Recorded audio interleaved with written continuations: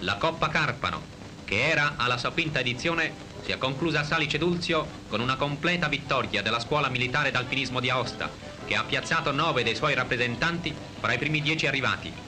Vincitore della Coppa Perenni Giovanni, che ha compiuto il percorso in 1 ora 5 primi e 42 secondi.